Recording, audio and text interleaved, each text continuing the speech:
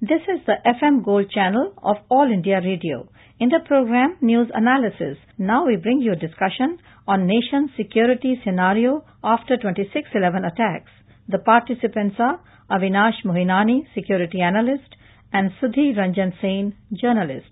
10 years ago, Mumbai was attacked. About 166 people were killed when 10 Pakistan-based terrorists sneaked into Bombay.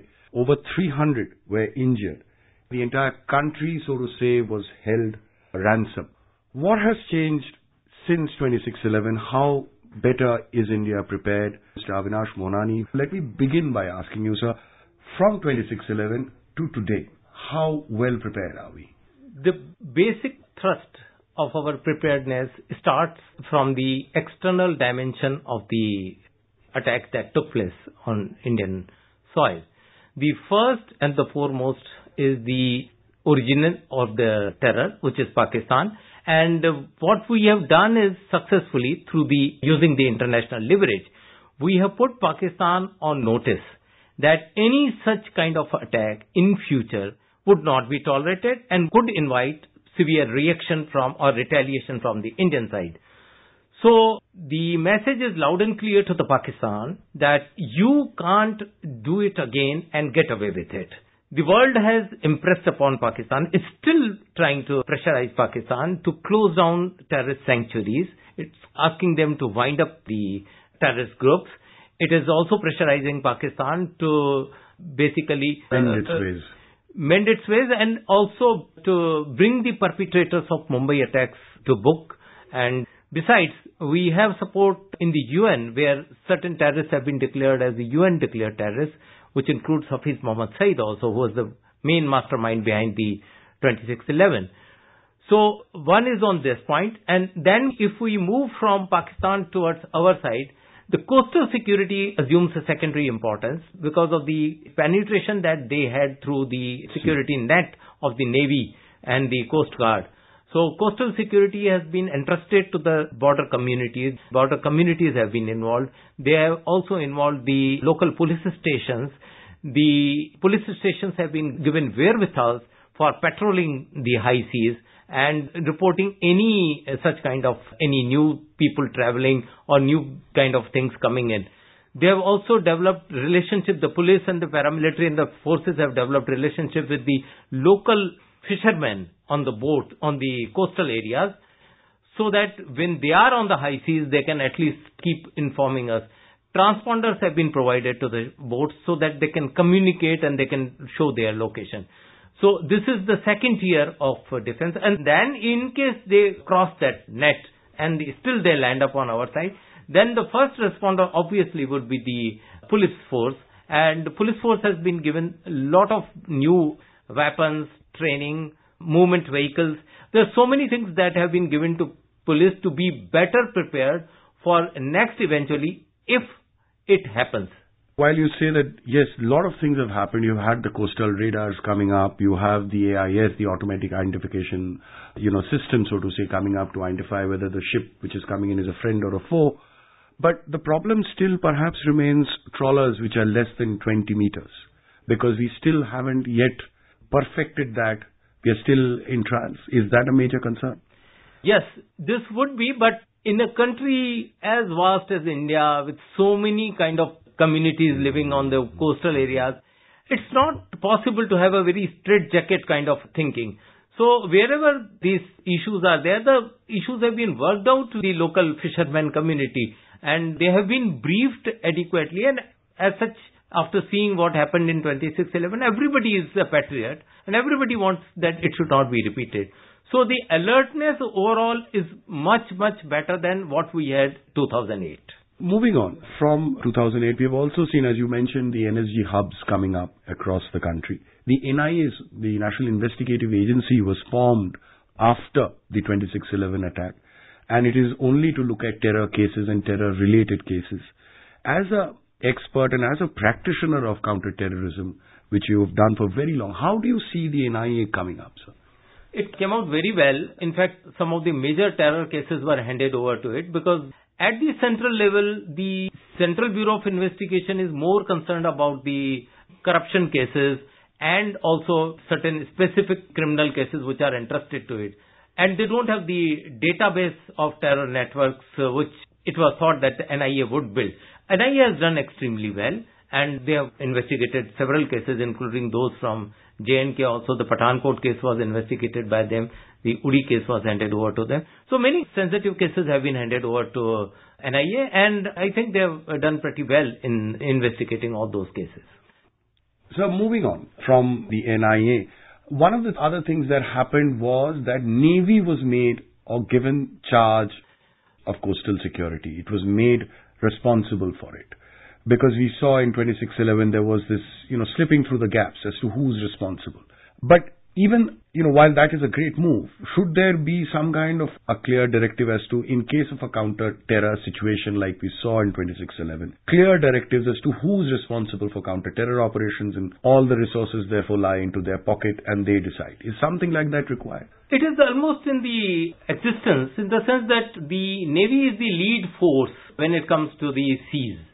And all counter-terrorism operation or any intelligence which is either passed on to the coastal security, Coast Guard, or to the Navy, or both. So Navy can coordinate with the Coast Guard and work out what CT operation is required on the high seas or on the waters. But once they land up on this side, automatically police becomes the nodal authority, and it can mobilize people from other agencies for this purpose so that the threat is effectively neutralized. When we talk about the local police, there was also an effort by the states to build these specialist forces, so to say, the SWAT forces as they are called. But we don't see very many states, so to say, investing or coming up with these forces. Could be the first responders who are trained, to do CT operations, say a counter-terror intervention operations there. Having worked so closely with the government, why do you think that some of the states haven't shown much of interest? Look, those all states which suffer from terrorism on regular basis, they have raised the forces and they are checking their preparedness from time to time. The problem is with the states where this terrorism is a rarity. So there obviously the alertness of that level cannot be maintained for a long time, and the practice and preparedness can't be maintained for a long time. So generally what happens, the slide back starts with time. And that slackness has been seen. But I think that slackness is adequately compensated by the availability of and the approach of the other forces that are available to the police for deployment in case of emergency. Small exigencies, yes, all police have commandos and all police have trained commandos. They can deal with it. But once the extent of the attack is unraveled, we do have forces ready to be deployed as and when required. So the other aspect of a counter-terror operation is information, is intelligence. In the last 10 years, how have we strengthened those areas? Multi-agency center was established long back, even before the 2611 attack took place. But it is now more broad-based, and the connectivity has reached up to the state, and in certain states it has reached the district level. So any threat originating is so fast communicated through electronically, so it is immediately known to the person who has to deal with it. So the intelligence cooperation has increased tremendously, and the expansion of the cooperative network has increased. Then there are regular meetings of subsidiary multi-agency centers being held, the state capital and other places, so that any threat which is not in the domain of, say, in the writing also, is discussed, and threadbare the discussion takes place on the threats that have been enumerated by the subsidiary multiple agency center and what action the other agency has taken. And if the intelligence agencies are not satisfied or they have more information available, that is also discussed in those meetings. So the coordination is much, much better than what it was at the time of 2611. So basically transparency, information flows, and keeping the police, so to say, we have taken steps. As a practitioner, if something were to bother you today looking at the 2611 attacks, what in the entire preparedness would bother you, sir?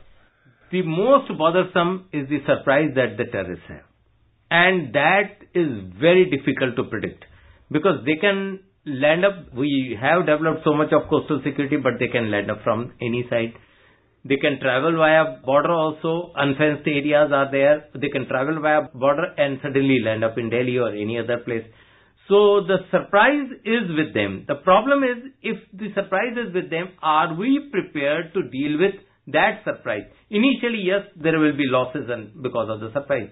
But are we able to deal with this situation if it develops anywhere in the country? Yes, we are better prepared, I would say. I would not say that we would not let any casualty happen. That's not possible because we don't have the surprise with us. But we are better prepared to deal with any eventuality if it happens, which can happen any time, because a person, if he is ready to die, it's very difficult to intercept him before he moves the location. That becomes slightly difficult, and for that you require a very, very high quality of intelligence, which is very rare in the field. Which I believe people in your field say that you have to be, those trying to prevent a terror attack have to be lucky every time, all the time.